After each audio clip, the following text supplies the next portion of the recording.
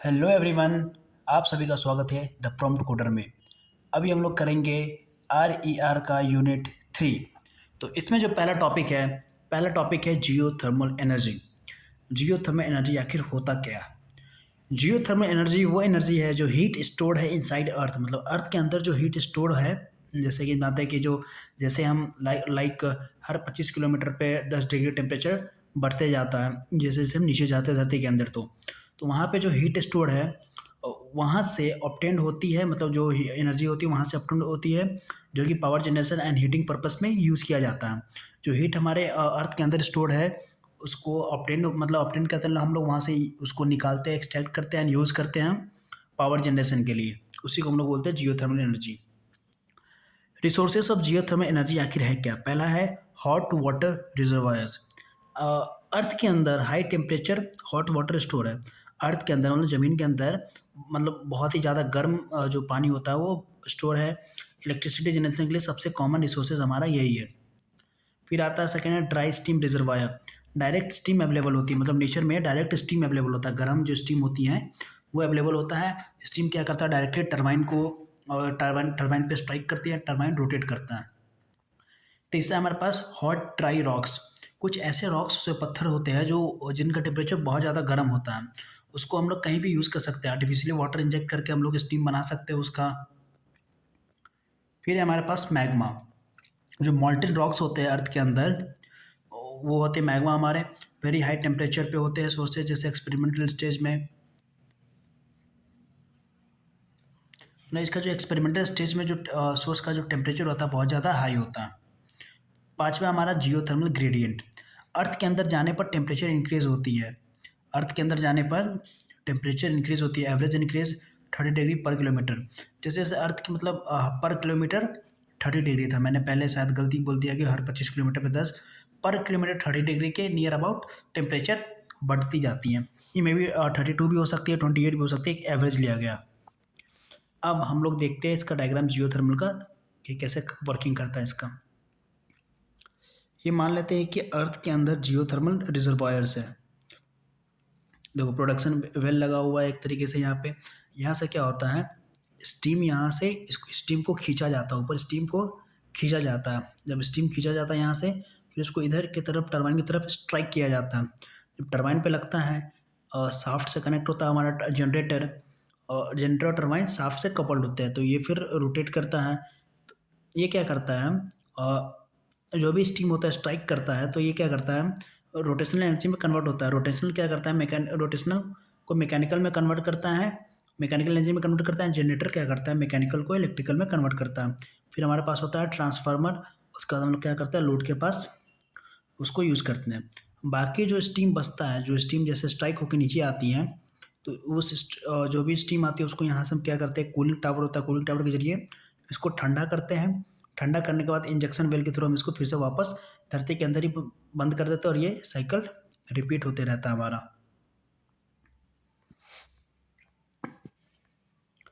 अब हम लोग पढ़ेंगे thermodynamics of geothermal energy conversion. Geothermal energy conversion is the process of converting thermal energy of earth into electrical और useful heat.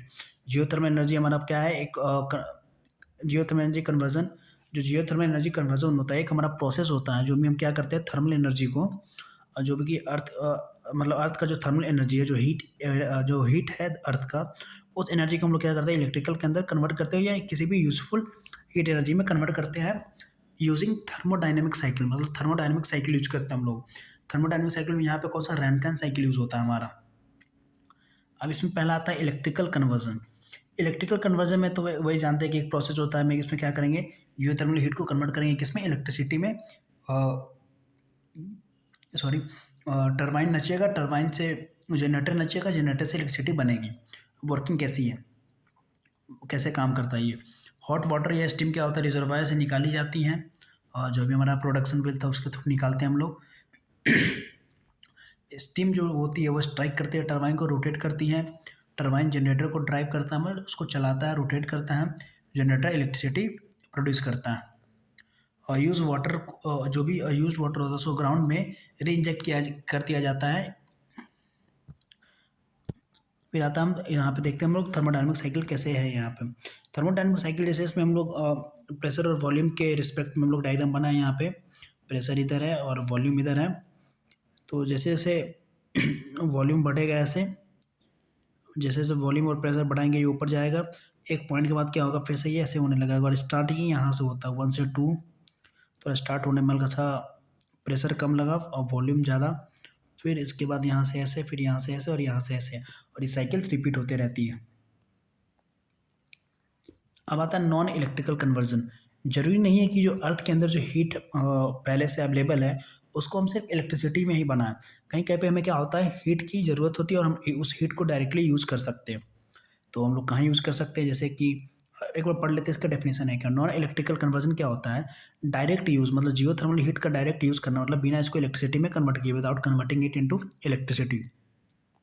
Applications क्या है इसके, स्पेस हीटिंग, जैसे कोई गर्म जगह कोई ठंडी जगह है उसको गर्म करने के लिए हम लोग यूज़ करते हैं।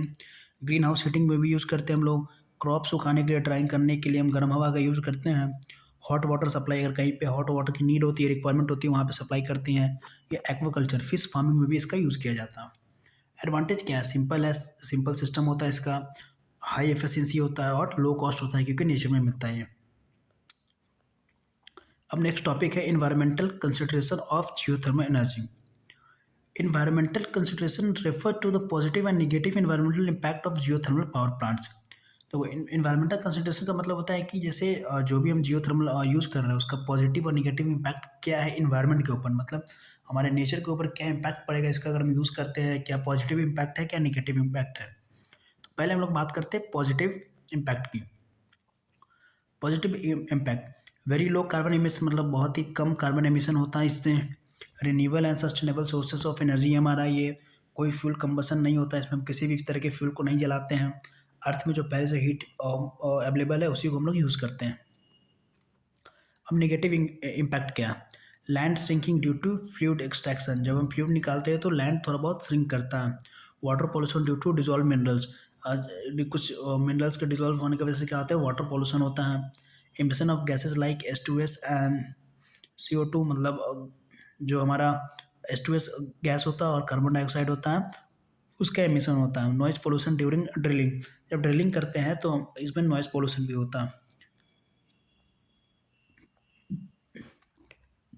अब है हमारा कंट्रोल मेजर्स, हम इसको कैसे कंट्रोल करेंगे।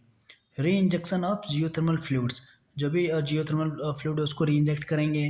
प्रॉपर साइट सिलेक्शन करेंगे, जो भी साइट सिलेक्शन जहाँ पे भी हम ये चीज़ें कर रहे हैं, मतलब जहाँ पे भी जियोथर्मल पावर प्लांट बना रहे हैं वहाँ पे हम प्रॉपर साइट सिलेक्शन करेंगे ताकि कोई दिक्कत ना हो। गैस ट्रीटमेंट सिस्टम, जो हैजार्डस गैस है या टॉक्सिक गैसेज है जो रिलीज़ हो रही है उनको क्या करेंगे, प्रॉपर तरीके से ट्रीट करेंगे, मैनेज करेंगे ताकि नेचर को हार्म ना करे। अब यहाँ पे मैंने एक नोट लिखा है कि positive impact and negative impact and control measures को, उसके पॉइंट्स को डिफाइन कर देना है आंसर लिखते टाइम। तो इसमें क्या करना है, जैसे जो भी ये थोड़ा बहुत है इन सब चीज़ों को क्या करना है, हल्का हल्का डिफाइन कर देना है अपने एग्जाम्पल में। बहुत बच्चे क्या होता है कि जैसे हमने जो लिखा है वो सोचते हैं कि वही लिख दें, तो मैंने यहाँ पे थोड़ा सा लिख दिया कि उसको खुद से डिफाइन कर दें। अब आते बहुत ही इंपॉर्टेंट हमारा MHD power plant, MHD power plant, magneto hydrodynamics power plant. तो MHD पावर प्लांट क्या होता है, एक तरह का सिस्टम होता है जिसमें क्या होता है, इलेक्ट्रिकल पावर जनरेट करते हैं हम लोग directly from a moving conducting fluid without using a turbine, मतलब एक मूविंग कंडक्टिंग फ्लूइड का हम लोग यूज़ करते हैं बिना टर्बाइन के मूविंग किए हुए। इसका जो वर्किंग प्रिंसिपल है किस पे काम करता है, फैराडेज लॉज। फैराडे लॉ अगर आपने पढ़ा होगा तो उसमें क्या होता था, एक कॉइल होती थी और ऐसे मैग्नेटिक फील्ड होता था। सॉरी, मैग्नेटिक फील्ड इसमें नहीं होता था, इसके अंदर जब हम मैग्नेट को रोटेट करते थे या आगे पीछे करते थे तो इसमें क्या होता था, इस वायर में इलेक्ट्रिसिटी इंड्यूस होती थी। तो वही सेम चीज़ है यहाँ पे, based on Faraday's laws of electromagnetic induction when conducting fluid moves, जब भी कंडक्टिंग फ्लूइड मूव होता है तो इसमें क्या होता है, इलेक्ट्रिसिटी जनरेट होता है। तो magnetic field and electric voltage is produce, मतलब मैग्नेटिक फील्ड के थ्रू और एक इलेक्ट्रिक वोल्टेज प्रोड्यूस होता है। वर्किंग कैसे करता है, we burn the fuel and high temperature gas is produce, जब हम एक फ्यूल को जलाते हैं, जैसे मान लो कि हमारे पास एक फ्यूल है उसको जलाते हैं तो हाई टेम्परेचर गैस बनता है। उस गैस को क्या करते हैं, आयोनाइज करते हैं और प्लाज्मा बनाते हैं। प्लाज्मा पता ही होगा कि मैटर का जो फोर्थ स्टेट होता है, जैसे सॉलिड लिक्विड गैस होते हैं, तो वैसे ही ये तीन स्टेट हो गया। चौथा स्टेट होता है हमारा प्लाज्मा। जब हम किसी जो हाई टेम्परेचर गैस होता है उसको जब हम लोग आयोनाइज करते हैं तो प्लाज्मा बनता है। अब क्या करते हैं, उस प्लाज्मा को हम लोग, जो भी प्लाज्मा है उसको मैग्नेटिक फील्ड के थ्रू हम लोग फ्लो कराते हैं। फिर उसके बाद क्या होता है, इलेक्ट्रोड्स कलेक्ट द इलेक्ट्रिसिटी। एक पॉजिटिव और निगेटिव इलेक्ट्रोड्स होते हैं जिसपे हम लोग इलेक्ट्रिसिटी को कलेक्ट करते हैं और डायरेक्ट हमको पावर आउटपुट मिलता है। डायग्राम की मदद से समझेंगे कैसे क्या करता है। तो हम लोग इसमें देखते हैं डायग्राम की मदद से। तो जैसे मान लीजिए कि हमारे पास ये मैग्नेट का नॉर्थ पोल है, ये हमारे पास है साउथ पोल। और जैसा कि हमें पता है कि जो मैग्नेटिक फील्ड का जो डायरेक्शन होता है वो हमेशा कहाँ से होता है, नॉर्थ से साउथ की तरफ। ऐसा हमारा डायरेक्शन होता है मैग्नेटिक फील्ड का। तो यहाँ पे हमारा एक फ्यूल है, इसको जब बर्न किए, बर्न करने के बाद जो हमारा गैस प्रोड्यूस हुआ, जब उसको आयनाइज किया तो हमारे पास बना प्लाज्मा। ये है हमारा प्लाज्मा। अब इसको अच्छे से समझ से देखिए, ये हमारे पास प्लाज्मा, और यहाँ पे हमारे पास दो इलेक्ट्रोड है, एक हमारे पास पॉजिटिव इलेक्ट्रोड और एक है नीचे हमारे पास निगेटिव इलेक्ट्रोड। और यहाँ पे ऐसे ऐसे बहुत सारा मैग्नेटिक फील्ड है। देखिए प्लाज्मा जल रहा है, जब जल रहा है तो क्या हो रहा है, सॉरी, जो प्लाज्मा जब बना हमारा, तो प्लाज्मा इसमें क्या कर रहा है, ये एक तरीके का फ्लूइड होता है जो मूव कर रहा है मैग्नेटिक फील्ड के अंदर। उसी से क्या होगा, इस इन इलेक्ट्रोड्स पे हम लोग इलेक्ट्रिसिटी को कलेक्ट करेंगे। और कलेक्ट करने के बाद क्या करेंगे हम लोग, कहीं भी यहाँ से अगर हम लोड लगा देते हैं तो वहाँ पे हम लोग इसको यूज़ कर पाएंगे उस इलेक्ट्रिक करंट को। तो ऐसे ही काम करता है, प्लाज्मा का यूज़ करते हैं। ये सेम चीज़ होता था उसमें। और यहाँ पे अगर जैसे मान लो कि अगर हम कॉइल लगा दें, जो कॉपर का कॉइल होता है, वो कॉइल को अगर ऐसे ऐसे मूव करे तो क्या होगा, एक उस कॉइल के अंदर करंट आना शुरू हो जाएगा और हम इस दो टर्मिनल से हम लोग करंट को यूज़ कर सकते हैं। ये फैराडे लॉज होता था जब हम लोग ये जो वर्किंग है जनरेटर के अंदर होता है ज़्यादातर। जनरेटर के अंदर ही होता है ज़्यादातर, का मतलब क्या, मतलब उसके अंदर ही होता है जनरेटर का ये है। लेकिन इसमें लोग प्लाज्मा का यूज़ करते हैं। प्लाज्मा एक तरीके का लिक्विड फ्लूइड है, मैटर का फोर्थ स्टेट है। जब जलता है, मैग्नेटिक फील्ड में जब मूव करता है, तो हम लोग क्या करते हैं, उससे इलेक्ट्रिसिटी प्रोड्यूस होता है और इलेक्ट्रोड के ऊपर हम लोग उसको कलेक्ट करते हैं। परफॉर्मेंस की बात करते हैं, इसकी हाई एफिशिएंसी होती है, कोई मैकेनिकल पार्ट मूव नहीं करना होता है। यहाँ पे फ्यूल जलाते हैं बस, और ये अपने आप, जैसे जिसकी फ्लेम्स कम ज़्यादा होती रहती है उसके बेसिस पे ये होते रहता है। फास्ट रिस्पॉन्स टाइम है, जो इसका रिस्पॉन्स टाइम है बहुत ही फास्ट है। अब लिमिटेशंस हम लोग देखते हैं क्या है। लिमिटेशन हमको बहुत हाई टेम्परेचर रिक्वायरमेंट होती है, एक्सपेंसिव मटेरियल्स होता है, आयनाइजेशन करना एक प्रोसेस बहुत अपने आप में ही बहुत एक्सपेंसिव है। प्लाज्मा हैंडलिंग डिफिकल्ट होता है, जो प्लाज्मा होता है उसको हैंडल करना बहुत डिफिकल्ट होता है। इंस्टॉलेशन कॉस्ट बहुत ज़्यादा हाई होता है। अब हम लोग आते हैं लास्ट टॉपिक ही है एक तरीके से, फ्यूल सेल, और इसके टाइप्स पढ़ेंगे और ये यूनिट खत्म। तो फ्यूल सेल क्या होता है, फ्यूल सेल एक तरीके का इलेक्ट्रोकेमिकल डिवाइस होता है। इलेक्ट्रोकेमिकल का मतलब होता है केमिकल रिएक्शन के थ्रू से हम लोग क्या करते हैं, इलेक्ट्रिसिटी प्रोड्यूस कराते हैं। जैसे बैटरी में होता है, बैटरी में क्या होता है, केमिकल रिएक्शन होता है, कैथोड होता है, एनोड होता है, जिससे हम लोग क्या कर सकते हैं, आउटपुट लेते हैं। तो एक फ्यूल सेल होता है जिसके अंदर इलेक्ट्रोकेमिकल डिवाइस होता है जो कन्वर्ट करता है केमिकल एनर्जी ऑफ फ्यूल को, और किसी भी ऑक्सीडेंट को डायरेक्टली इनटू इलेक्ट्रिकल एनर्जी, बिना किसी कंबसन, मतलब कोई चीज़ बिना जलाए, किसी बिना किसी चीज़ को जला हुआ क्या करता है, इलेक्ट्रिसिटी को प्रोड्यूस करता है या हीट प्रोड्यूस करता है, एंड वाटर एज आउटपुट ये प्रोड्यूस करता है। अब प्रिंसिपल ऑफ वर्किंग क्या है फ्लूइड सेल का, मतलब फ्यूल सेल कैसे काम करता है, उसका प्रिंसिपल क्या है। Working principle of a fuel cell is based on electrochemical reaction. ये जो बैटरी के अंदर जो इलेक्ट्रोकेमिकल रिएक्शंस होती है उसी पे ये बेस्ड है। बिटवीन अ फ्यूल, जो जनरली हाइड्रोजन हम लोग यूज़ करते हैं इसके अंदर, fuel as a and an oxidant, oxygen और एयर का यूज़ किया जाता है as a oxidant, which result in the generation of electricity, जो कि क्या करता है, इलेक्ट्रिसिटी को एक तरीके से जनरेट करता है। अब बहुत लोग सोच रहे होंगे कि मतलब ऑक्सीडेंट क्या होता है। ऑक्सीडेंट एक तरीके का क्या होता है हमारा, ऑक्सीडेंट जो भी हमारा होता है एक तरीके का केमिकल सब्सटेंस होता है जो कि ऑक्सीडेशन को कॉज करता है। अब हम लोग देखेंगे कि ऑक्सीडेशन में क्या होता है, हाइड्रोजन का रिडक्शन होता है और ऑक्सीजन गेनिंग, मतलब जो ऑक्सीजन के जो मॉलिक्यूल्स होते हैं उसको हम लोग गेन करते हैं, मतलब ऐड करते हैं, जो भी हाइड्रोजन होते हैं उसको रिमूव करते हैं, विच रिजल्ट क्या करता है, इलेक्ट्रिसिटी को जनरेट करता है। फ्यूल सेल में फ्यूल ऑक्सीडेंट एनोड पर होता है, जो भी फ्यूल सेल में क्या होता है, जो भी हमारा ऑक्सीडेशन होता है oxidation means adding oxygen and removing hydrogen, वो कहाँ पे होता है, एनोड पे होता है हमारा। और क्या करें, रिडक्शन जो होता है वो कैथोड पे होता है। और हमारा जो ये एनोड होता है ये हमारा नेगेटिव होता है और कैथोड हमारा पॉजिटिव टर्मिनल। जैसे बैटरी में देखा होगा आपने, एक प्लस होता है और एक माइनस होता है। जो माइनस होता है इसको बोलते हैं हम लोग एनोड, और पॉजिटिव पॉजिटिव वाले को बोलते हैं कैथोड। तो नेगेटिव साइड पे क्या होता है, यहाँ पे ऑक्सीडेशन होता है और यहाँ पे रिडक्शन होता है, दो प्रोसेस होते हैं। अब इलेक्ट्रॉन्स एक्सटर्नल सर्किट से फ्लो करते हैं, जो भी इलेक्ट्रॉन्स होते हैं जो एक्सटर्नल सर्किट, जो बाहर की जो सर्किट होते हैं उससे फ्लो करती हैं। अब इस इलेक्ट्रॉन फ्लो से इलेक्ट्रिक करंट जनरेट होता है। अब जो इलेक्ट्रॉन का फ्लो होता है उससे से क्या होता है, इलेक्ट्रिक करंट जनरेट होता है। वो कोई भी फ्यूल का जलाते नहीं, मतलब इसमें हाइड्रोजन को जलाया नहीं जाता है, कोई भी बर्निंग प्लेस नहीं करती है, मतलब एफिशिएंसी इसकी बहुत ज़्यादा हाई है। डायग्राम से मदद समझेंगे। यहाँ पे हम लोग, हमारे पास देखो यहाँ पे एनोड है, नेगेटिव साइड है, यहाँ पे नेगेटिव साइड पे ऑक्सीडेशन हो रहा है और यहाँ पे कैथोड साइड पे रिडक्शन हो रहा है। जब ऑक्सीडेशन हो रहा है तो यहाँ से क्या हो रहा है, इलेक्ट्रॉन्स बाहर निकल रहा है, लूजिंग ऑफ इलेक्ट्रॉन्स। रिडक्शन का मतलब होता है गेनिंग ऑफ इलेक्ट्रॉन्स। जब इलेक्ट्रॉन्स इधर से ऐसे ट्रांसफर हो रहे, जैसे हाइड्रोजन गैस इधर से गया, जो भी यहाँ पे है, जो भी अनयूज्ड हाइड्रोजन है वो यहाँ निकलता है, साथ में इसके साथ पानी भी आता है। और जो भी हमारा OH माइनस है इधर गया, ऑक्सीडेशन प्रोसेस हुआ, इलेक्ट्रॉन्स यहाँ से निकले और इधर गए। इधर जाने के बाद क्या करता है, ऑक्सीजन हम लोग इधर इनलेट कराते हैं और जो भी अनयूज्ड ऑक्सीजन है यहाँ पे आता है, रिडक्शन यहाँ पे हुआ। तो क्या हुआ, इलेक्ट्रॉन्स इधर खींचे चले आए, गेनिंग ऑफ इलेक्ट्रॉन, ये इलेक्ट्रॉन को गेन किया। जैसे ही इलेक्ट्रॉन को गेन किया तो इलेक्ट्रॉन इलेक्ट्रॉन का मूवमेंट ऐसे हो रहा है, तो करंट का फ्लो कैसे होगा, ऐसे, मतलब इस डायरेक्शन में करंट का फ्लो होगा।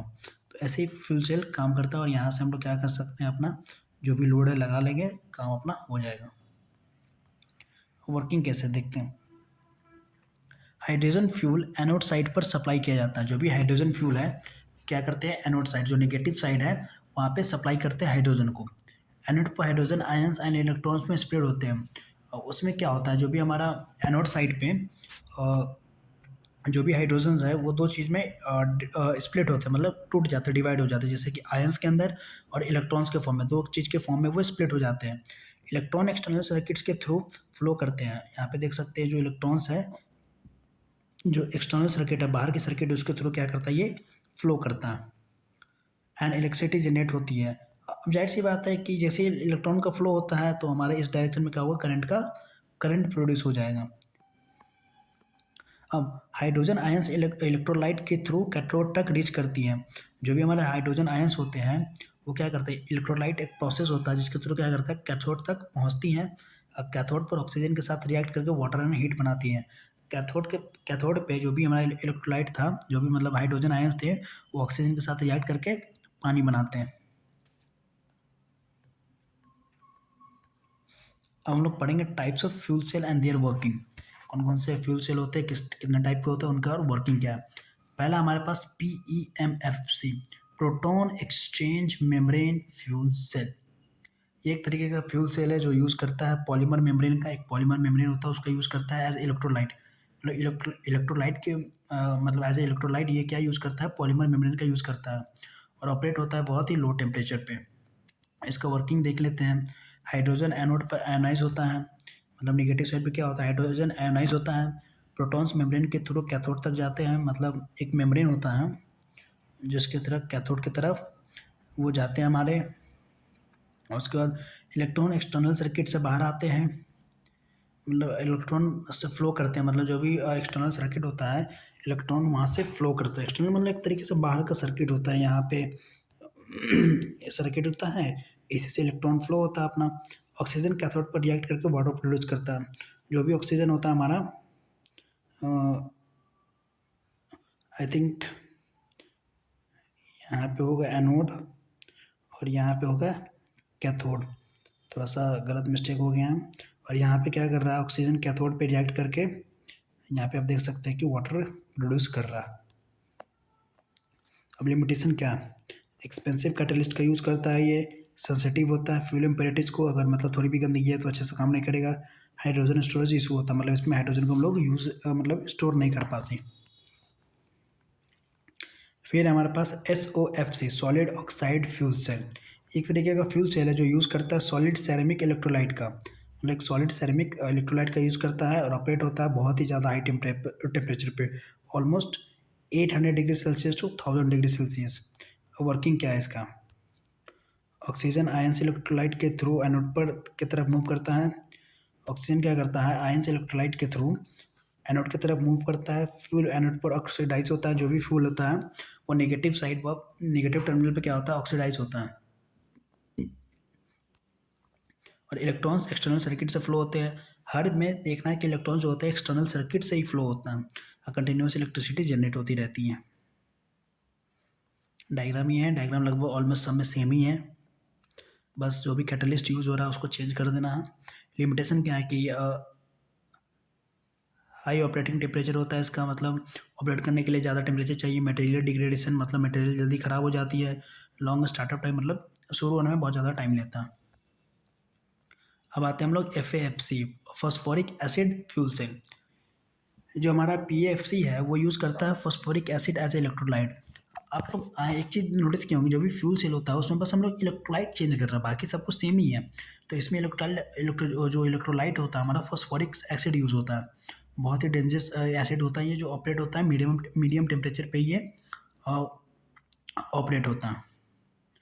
इसमें हाइड्रोजन ऑक्सीडेशन एट एनोड, मतलब जो हाइड्रोजन का जो ऑक्सीडेशन होता है, हाइड्रोजन ऑक्सीडेशन का मतलब होता है कि लूजिंग ऑफ हाइड्रोजन वो एनोड के पास होता है। और ऑक्सीजन रिडक्शन मतलब गेनिंग ऑफ ऑक्सीजन ये कैथोड के पास होता है। इलेक्ट्रिसिटी प्रोड्यूस होती है एक्सटर्नल सर्किट के थ्रू। और इसमें डायग्राम आप देख सकते हैं कि हमारा यहाँ पे ये एनोड है, नेगेटिव साइड, बीच में हमारा एक और लगा हुआ है ये। यहाँ पे हमारे पास एनोड कैटलिस्ट यूज़ करते हैं और यहाँ पे कैथोड कैटलिस्ट यूज़ करते हैं।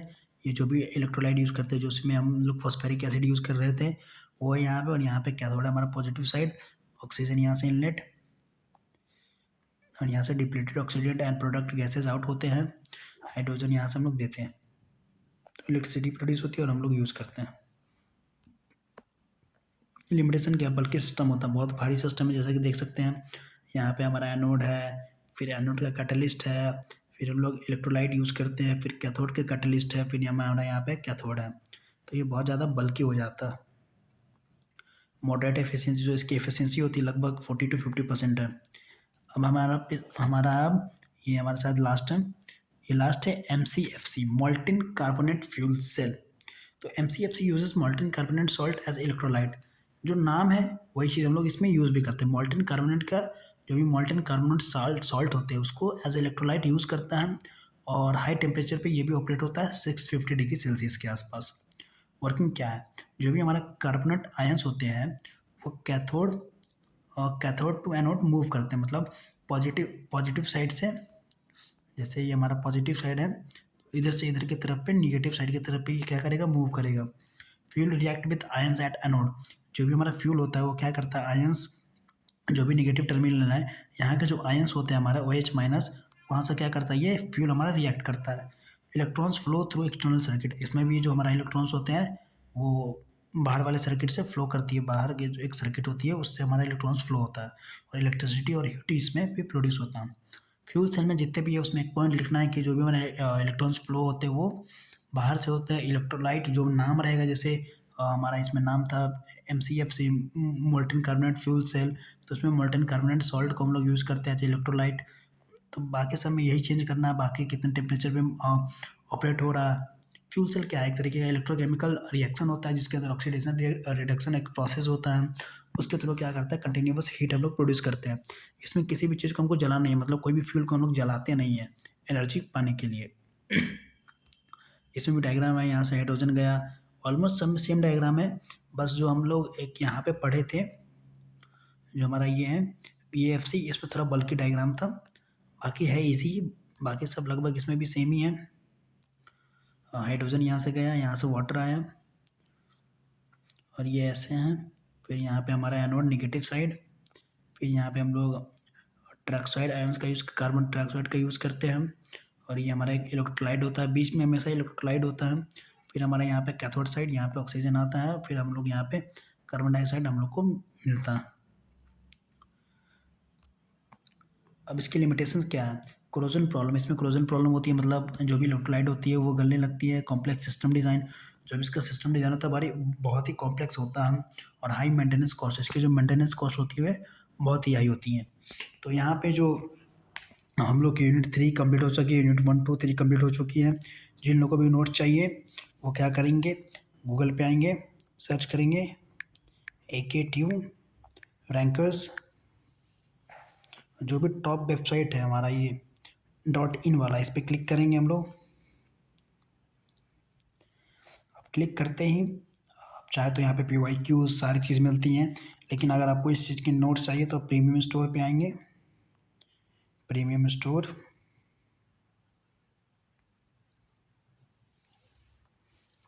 तो आप लोग देख सकते हैं यहाँ पे अगर आपको सिंगल यूनिट चाहिए तो आपको यहाँ पे आएंगे, जैसे आर्यर का यूनिट 3 चाहिए तो यहाँ से आर्यर का यूनिट 3 सिलेक्ट कर लेंगे, और यूनिट 2 का भी नोट चाहिए, यूनिट 1 का भी सिलेक्ट करके पे कर देंगे हम लोग 30 रुपीज़। लेकिन अगर आपको पाँचों एक साथ चाहिए तो यहाँ पे देख सकते हैं बाई फुल सब्जेक्ट, इस पर आप लोग क्लिक कर सकते हैं, आपको 44 रुपीज़ भी मिल जाएगा एक साथ। और आप चाहते हैं कि तीनों सब्जेक्ट AI, क्लाउड कंप्यूटिंग और RER का नोट्स, तो एक मेगा बंडल है हमारे पास 121 रुपये में। ऑल 3 सब्जेक्ट 15 यूनिट आपको मिलेंगे, तुरंत मिल जाएंगे 1 घंटे के अंदर, और प्रायोरिटी सपोर्ट भी मिलता है इसके अंदर। और ये सारे जो टॉपिक है आप लोग यहाँ पे पेमेंट भी कर सकते हैं, और पेमेंट करने के बाद स्क्रीनशॉट आप लोग यहाँ पे अपलोड कर सकते हैं, टेलीग्राम पे आप लोग अपलोड कर सकते हैं, और वहाँ पे आप लोग बता देंगे सब्जेक्ट नेम प्लस में किस यूनिट का चाहिए। आपको बहुत ही जल्द मिल जाएगा, 1 घंटे के अंदर पूरी नोट्स मिल जाएगी। मिलते हैं फिर यूनिट 4 में।